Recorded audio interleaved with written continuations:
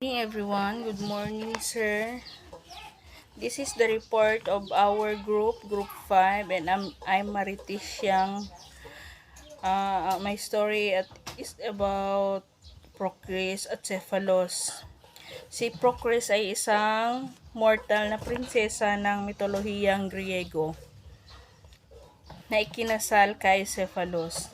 Ang pagmamahala ng dalawa bilang mag-asawa ay patuloy na sinubok at madalas na sinubok ng isang kapareha ang isa. Si Procris ay anak ni Haring Erechtheus ng Athens at Prasetia. Ikakasal siya kay Cephalos, isang prinsipe ng Phokis at anak ni Dionysius. Sa kwento nung nagsimula ang kanilang pag-aasawa, nasabing kusang loob niyang iniwan si Procris upang subukan ng katapatan nito. Habang ang iba naman ay magsasabing dinukot ni Cephalos si Diyosa na si Diyosa na habang nangangaso daw siya, sir. Tapos si Cephalos na makabalik kay Procris. O si Eos pud, sir, ang Diyosa ng umaga na naiinis, at habang pumapayag na ibalik si Cephalos kay Procris, ipinakita niya kung gaano kadaling mailigaw si Procris. Kaya nang bumalik si Cephalos, nagkunwaring sumang-ayon sa plano si Eos. Ngunit hindi siya natutulog kasama ang estrangherong nasa harapan niya dahil sa pera na inaalok nito. Ang ilahang mga kwento, si Cephalos ay sumiping daw kay Procris, kundi wala daw siya kanang sumiping kay Procris. Si bali ang nagsiping sa iya, hanitapan tulog si Petelion, ang manliligaw ni Procris. Sa kabila ng mga pagsubok, nagkasundo ang mag-asawa na ibigay ni Procris ang dalawang espesyal na regalo para kay Cephalos. Si Lielaps, ang maalamat na mga ngaso sa pangangaso, at ang sibat na laging tumatama sa marka nito. Una siya ang kwento ni Procris o Cephalos bilang mag-asawa, ang ilang love story. Tapos ang susunod ay ang kwento ni Crocia at Ion. Si Crocia ay isang prinsesa ng Athens na naging biktima ng panggagahasa ng Diyos na si Apollo sa isang lihim na kuweba sa ilalim ng Acropolis.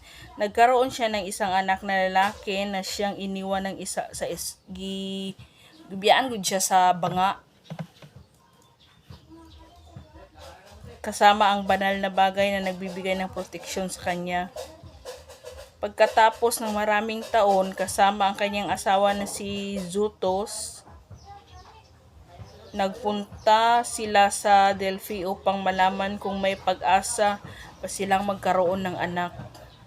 Sa labas ng templo ni Apollo sa Delphi, naalala ni Hermes ang pagkakataon na si Crocia, anak ni Erechtheus, ay ginahasa ni Apollo. Sa isang kuweba ng Long Rocks, itinago ni Apollo ang kanyang pagbubuntis mula sa kanyang ama at lihim na ipinanganak si Crocia, ang isang sanggol na iniwan niya sa banga.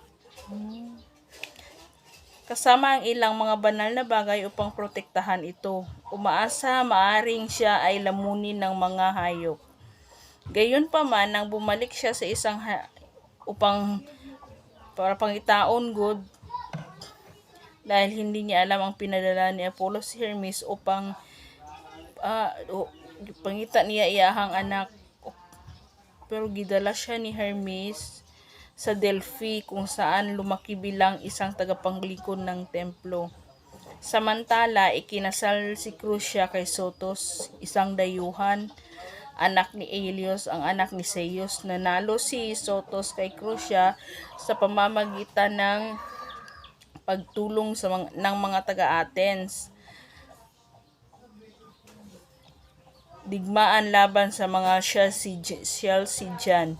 Nagpunta sina Sotos at Crucia sa Delphi upang magtanong kung maaari silang magkaroon ng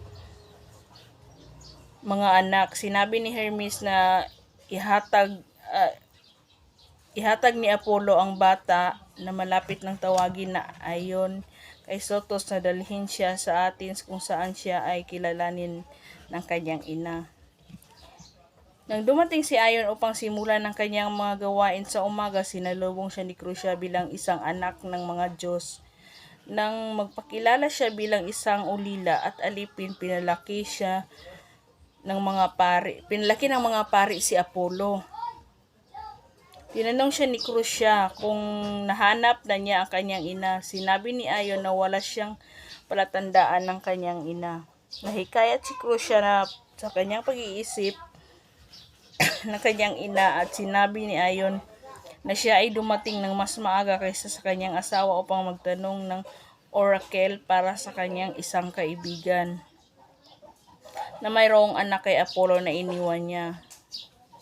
Sinabi niya ito ang katulad ng edad ni Ion ngayon. Binalaan niya si Ion na itigil ang pagsisiyas at sinabing walang may tanging magtatangkang akusahan ang Diyos na ngayon gawain ng kanyang sariling templo.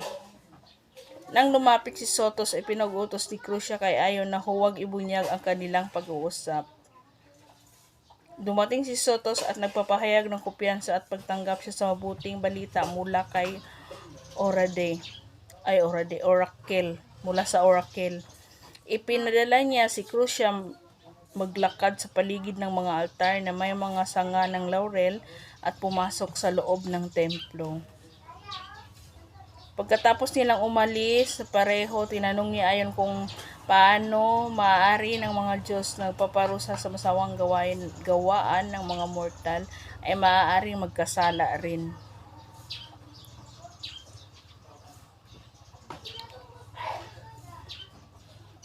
Tapos bumalik naman si Ion habang lumalabas si Sotos mula sa loob ng templo. Tinawag ang binata na aking anak.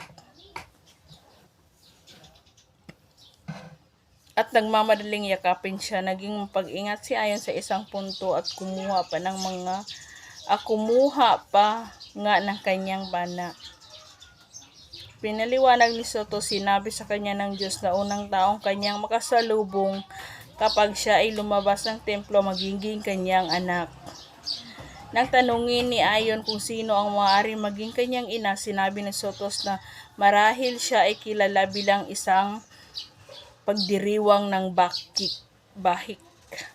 Tinanggap ni Ion si Sotos bilang kanyang ama, ngunit nangulila sa kanyang ina na nais niyang makilala, nais ng mga alipin ng Crucia na makasama siya sa kaligayahan. Nagmungkahi si Sotos na si Ion ay bumalik sa Athens. Nagmungkahi si Sotos na si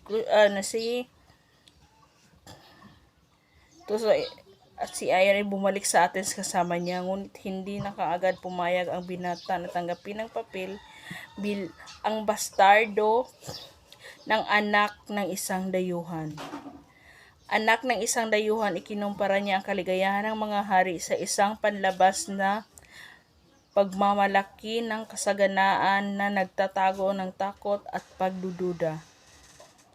Nang sabihin niya na mas gusto niyang manatili ng isang tagapaglingkod ng templo, itinigil ni Sotos ang usapan na iyon. Sapat na dapat mong matutunan ang maging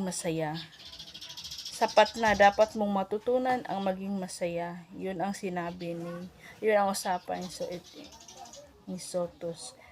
Sasama si Ion sa kanya bilang isang panauhin ng bahay. Sa tamang panahon, mag-ayos siya para maging tagapagmana ni Ion habang siya ang naglalakad. Yun lamang po ang kanyang story at dito po nagtatapos. Thank you and God bless.